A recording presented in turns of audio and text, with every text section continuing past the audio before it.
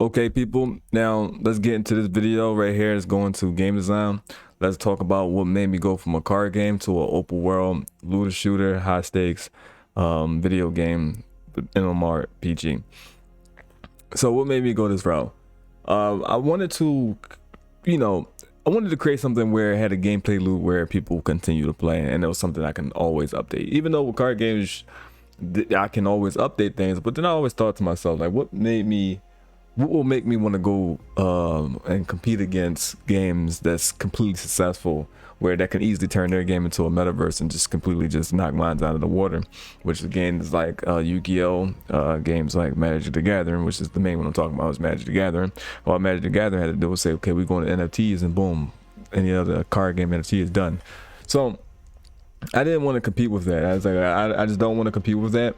There, at my level of experience in business, I was just like, when I just didn't want to create something where a Titan can come and just like crush me completely, right? Especially if as a small guy, I get a lot of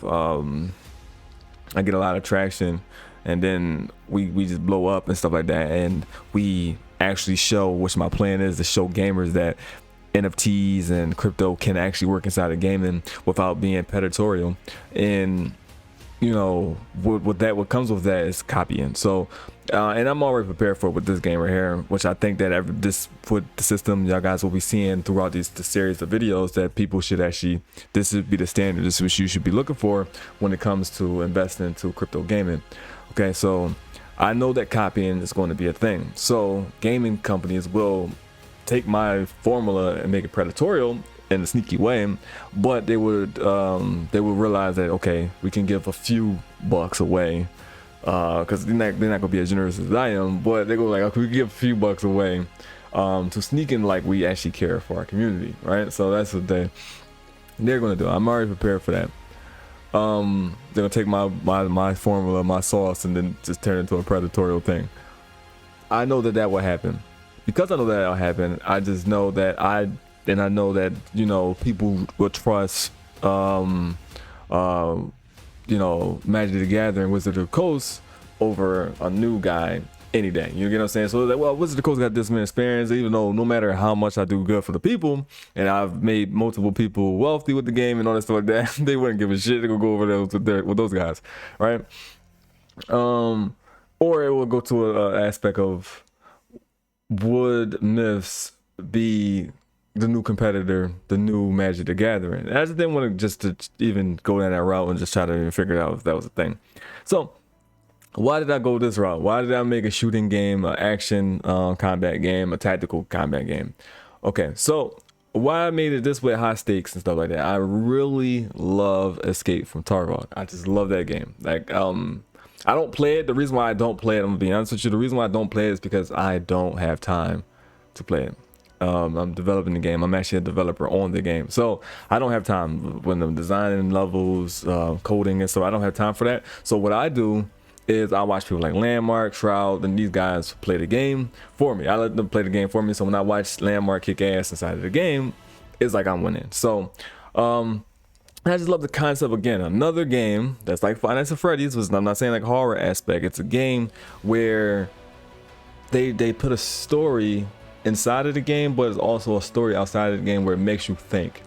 And the IP of Escape from Tarkov, I think is going to be as big as Five Nights at Freddy, personally myself. That's what I believe, because it's just the way they engage with the community and stuff like that. I just believe that type of game would be the next huge. I'm talking about like the biggest shooting game, where there's this standard. For example, they are becoming a standard because Battle Royale is now turned into high stakes. You got Call of Duty, which is the new Call of Duty Modern Warfare 2, but depending on when you watch the video, it's probably already out already. These games, Call of Duty is now doing the high stakes gameplay. You have Battlefield 42 Hazard Mode, which was the high stake gameplay. They got that from Escape from Tarkov. So you get into why I went this route. I went this route because I wanted to turn it into like a realistic world. So that's the design of it. I wanted to turn it into a realistic world where my players can actually own the world. Basically what I mean by own the world is not no Earth 2 crap. What I mean by that is the things that would keep the economy going. For example, my players and my community actually owns the shops that's inside of the world. So we, for example, let's say you play Elder Scrolls Online. When you go to the shop and stuff like that, that shop is actually, in our game, that shop is actually owned by a player. So a player actually owns that shop. So when that shop is buying and selling things, that from the player, now the player is not being the NPC, because the NPC is running the store for the player, but that NPC is basically coded, whereas and however much the player want to put inside of the store, so that player that NPC can purchase from the players. And then when players purchase from that store, that player is actually gaining revenue from purchasing from sales. That we're gonna get into it. It's a full thing. I will basically explain it, but it's basically just know that the economy is ran completely by the players. So even what's being sold inside of these stores is based off of the players. Even from the items and NFTs and stuff that's created to be minted inside of the game is all ran by the players. So I wanted to make this realistic economy world for the game, where the for the players and investors, right? Because that's mainly what I wanted to work on both. I wanted the players to have a fun game, which I'm going to get into the game mechanics on the game design, and the design for the investors. So these people who invest in these projects but don't play video games and just forgetting that we need the gamers to play their video games for us to make any money. So for these guys, I made the economy building part.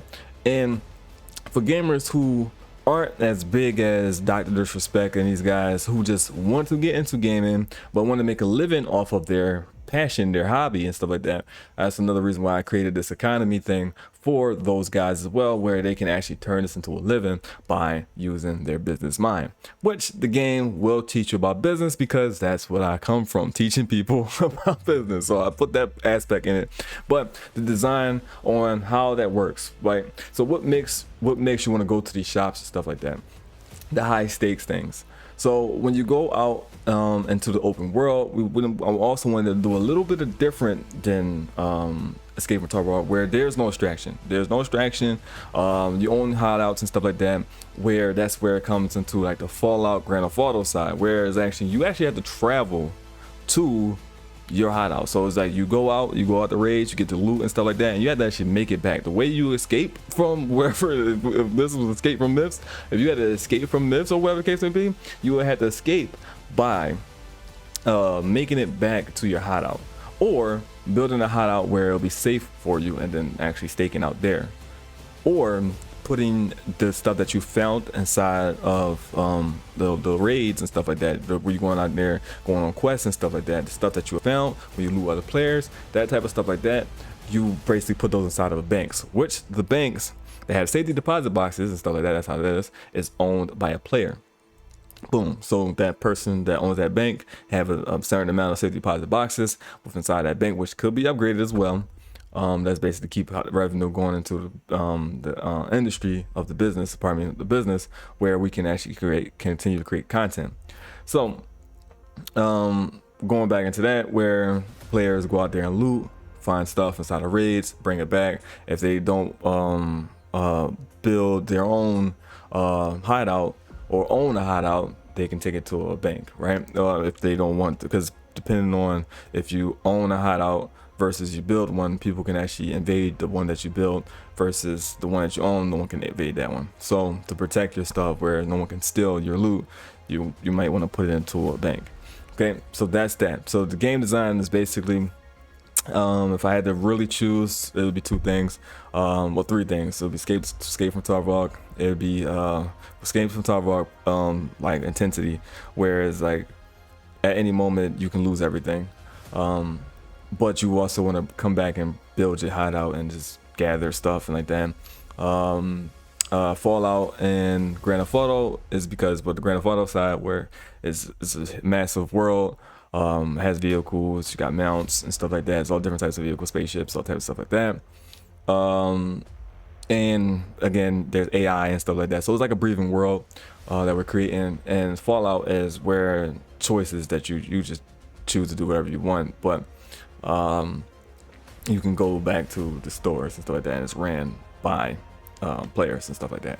So that's basically what it is. So that's the way I wanted to do. I wanted to design create a game where, you know, players, and for me personally, when I play video games, I kind of get bored with them a lot because it's like I want to feel like I'm doing this for a reason. Now, Escape from Tarkov and stuff like that, where, you know, you gotta purchase your gear, you go out there, you lose it and stuff like that. Like, oh damn it, I lost my gear and stuff like that. So you gotta go back out there and get the gear. It's a rewarding system right there that I like there, but I would also like to turn it into real money, right? Which we're going to security things where which NFTs, where how we use NFTs differently versus any other crypto project. We don't use, no, I mean, talking about there's no crypto project out there to use NFTs the way we do. We use NFTs as security systems to stop, because we already know that this type of industry can be exploited, pardon me, from hackers and scammers, which we already have a system for that in place. I wanted to actually give that experience to where our players are actually going out there finding loot and stuff like that, finding things like motherboards, chipsets, graphic cards and stuff like that. In our game, golden cups, golden eggs and stuff like that. These things, resources and stuff like that, these things that they can take back to shops that's actually from players that's actually looking for these items, that they can actually take out these items that's in game, take those that's where the NFTs come into play. Take those items and sell them to the market that we own, because we the one that purchased the stuff. So we purchase the resources from our players. So take those resources and sell them to us. So that's how we burn as well. To sell them to us, we burn and we create we mint new items for the game to put inside of the game. It's a whole system that how we got it. Right now I'll be talking about it without showing you guys, which would be in further videos, so you guys completely understand how it works. You know, you guys would totally understand, like, wait, that makes sense. It's actually a real economy, like the real world economy is the people, but this time just players and the gamers run the economy. The investors and the gamers work together, which that's where the crypto space is missing, where people just need to work together, because in crypto space, it's in a community-based, basically it's a space, it's a community-based space. So for example, like Shiba Inu and all those guys would not be where they at if they didn't build communities. So like crypto, Ethereum and Bitcoin, same thing. Since it's a community space, you must build the community right. But for it to win, the community must work together. It can't be like how Axie Infinity is, where people come into this the ecosystem and then the other side dumps on them. I don't want to create something like that. I want to basically protect people from that. So we are mainly putting a lot of time also inside of security, where it protects our investors and also protect our players from being predatory, from predatory acts from basically ourselves or anything like that. So we will never actually put anything where it's predatory towards our players and stuff like that, because a lot of the things goes back to the players. For example, the money goes back to the players. So for example, we'll never sell battle passes. If we do sell skins and stuff like that, the only way that players inside of the game can get skins is by buying them from other players that purchase them from the market that we sell to the business owners. So we sell to the business owners sell whatever price they want. So we can give my favorite, which is in the game as well, my favorite mythology monster is Bahamut. So let's say we have a Bahamut skin. That Bahamut skin can only get inside of the game if one of the business owners purchase that skin, which you know, then that's when that skin gets sold in the store. I'm still in the middle of thinking if, when it comes to skins, can only people that own clothing stores, which is called Hidden Drip, those are the people that sell armor, you know, helmets and stuff like that, because that's an actual store. So like different stores have different things. For example, the lumber store only sell wood and stuff like that for houses. So if it's like a wooden door and stuff like that, they sell that type of stuff like that. So they sell wooden resources. You got the pharmacy that only sell medical stuff. You got the gun shop and the weapon shop, pardon me, the weapon shop that only sell weapons. So trying to figure out if you do purchase this skin, should it only be sold in there. You know, you guys can give me some feedback on that. One or two more of the game design, because I didn't actually tell you the space of how it's going to look and stuff like that. It was definitely based inside of a sci-fi fantasy world, sci-fi dark fantasy world. the Earth as we known it was destroyed by a goddess, Abraxas, being awoken and from the tree of knowledge that she created, not Yabadel, that she put inside of the Garden of Eden, was taken from the S&P 500, and she won her tree back. So because that the balance that was taken from history, basically, she woke up, she merged all of the realms, and that's why all the entities are now on this new version of Earth. And that's where it's like time accelerated and stuff like that, and that's why it's like apocalyptic and stuff like that.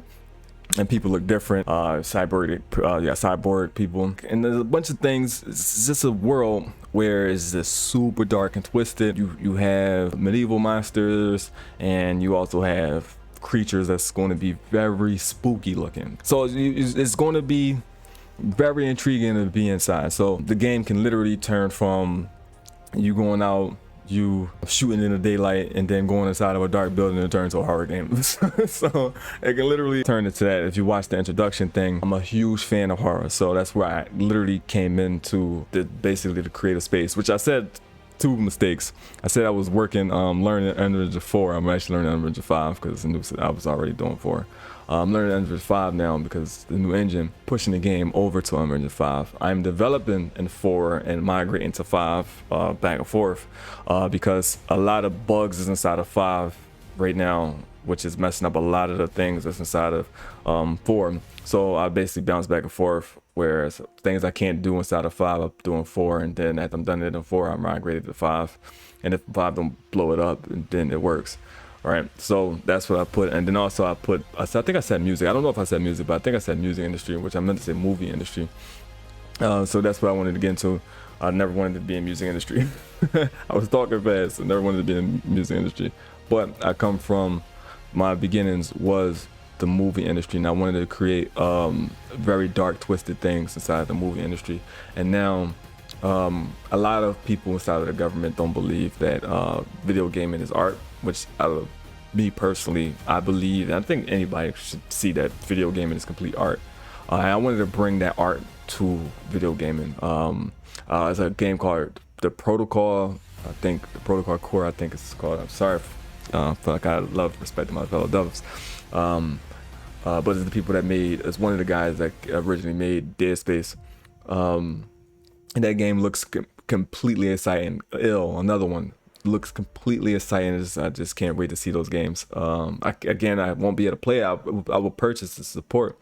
As in I did with Finance First. I didn't actually mention that in the last video. I purchased Finance's Freddy's Security Breach, and some of the Finance Freddy game. My son plays them, but I don't play them personally. I will support from one dev to another. But there was those type of dark, twisted things. I just love those things, and you will get those type of feelings inside of Myths as well. So that just know that. So it won't just be always you just fighting humans and regular stuff like boars and stuff like that. You won't just fight those type of things. There's zombies, there's mutants, there's different types of things, anomalies, there's succubus, and there's a lot of different things. And there will be places where there will be unsettling for you to see. There will be a lot of gruesome areas and stuff like that, because this is a dark, twisted world. I wanted to bring that thing there. I just don't want it to be cartoonish and stuff like that. The design of the game is definitely it's got a lot of realism to it. There's definitely a lot of realism to it. I guess the fantasy side will be the S&P 500 side, where which I realized that I pay attention to a lot of the S&P 500 community and the backrooms community. And now the games don't actually really put into some of the creatures that's inside of these universes and stuff like that. And I want to introduce some of those, like the Crimson King, the Gate Guardian, the Zero, the Key, with the damn machine guide and stuff like that. I forgot the name of it, but S&P 682 and stuff like that. These guides and 682 damn near guide. But the guides that's inside of the S&P 500, which is majority of them is already folklore that we already had, but a lot of these games, stuff like that, they kind of just stick to the same formula and stuff like that. And I actually want to bring these things outside into our world, where I just mash them into our universe, because technically, if you want to be inside of the S&P 500 universe, then they all are there. It's just not the peanut and stuff like that. They're all there. So and that's what the design is about. So I wanted to create a realism world, pardon me, a world that feels like it's living and breathing, but it's dark and twisted in a sci-fi time space, where it can go from you driving a vehicle in a nice sunny area, or in the slums, or in the city, or in the forest, and then it can just get dark depending on if it's dark time, and the weather of the darkness weather, which we'll get into that and further. That's a really exciting to introduce the darkness weather. Or you go into a dark building to go raid, and then that shit just turned different on you. You know, you don't know what game you're playing at the time anymore. So I wanted to bring that thing to you guys. So, and I want to also designing this game. I want to also be very realistic with you guys. I want you guys to be very patient, as I am also looking for people to jump on board with the team to help me with the concept art, development as well, just basic concept art. And I will be looking for mainly horror people, horror and sci-fi people, because I wanted to be the dark feeling. You know, I wanted to be that dark feeling. I also, another thing I don't want to do, which respect, and I love this game as well, which is DayZ. I want to bring that DayZ feel, which I guess you could say better Stalker, but just not janky. You get what I'm saying? I actually want this to play like Resident Evil 2 remake, or Dead Space, or just like the Protocol thing, whereas like it's scary, where you're facing real players, in the world, and you also have to worry about these terrifying creatures, but you also have to face regular medieval creatures as well that aren't so terrifying, like griffins and stuff like that. It might not be so terrifying, which, who knows, it might actually, I don't know. Like I said, I'm still in the middle of cooking. I'm working on the game, as you guys can see, but you never know. We might actually turn the griffin horrifying too. You never know. So you never know. We might turn those type of things, where make it look like they're mutated and stuff like that as well too. So you know, we were still early, and I said I want to be transparent with you guys. Was very transparent. Just give us time. The game will come out. That's without a doubt. If I'm behind it, just know the game will come out. But just don't rush us. Don't rush us. When the game coming out, don't do that to us. The reason why I'm saying don't do that to us is because I want to actually give you a game. First, let me say this. I want to continue to work on this game. So basically like how WoW did. So there's not going to be a Myth 2. It's going to be a continuation and stuff like that. So you guys will be able to play the alpha going into the release of the damn game. Just want you to know that. So just relax. But just don't rush us to put out a poopy project where the project isn't finished, you know, because I really want to bring this experience to people and stuff like that. So that's all I'm asking on the transparency side. Just to give us time. You guys will get every update in the book. If you do not know, if you're not in the community already, because if you're in the community already, you know I give you guys updates on everything. I show you every time we do something new, every time I add something new to the game, every time an update comes, I let you know what's going on. Even to where right now, depending on when you're watching the video, if you're watching it right up today, 2022, June 4th, I even let you guys know about the website and what we're going through with the website, and like with the links, stuff like that. I let you guys know everything. So if you are new and coming into the community, someone told you about us and you're interested and you just want to know what about us, I am very transparent. I make sure you guys know everything. We're getting ready for testing, and the people that I allow to test the game, you guys will be testing throughout the whole development process. So there will never be the where is the game. I'm just talking about as we get bigger and you guys watch this video, please be patient. Know the game is coming. The game, you just know that if you are playing in alpha and beta, then you wouldn't be asking that question in the first place. But if you're not playing alpha and beta, or if you just wait until the game to be finished, then just wait, because we are not trying to put out a shitty project to you guys. That's it. That's all. So we're getting ready for the next video, which is the core mechanics of the video. Of the game. Pardon me, the core mechanics of the game. You guys should definitely love that stuff, and I'm going to get into that right there. So let's get to the next video. This video I think is pretty longer than the last one, so let's get into the next video.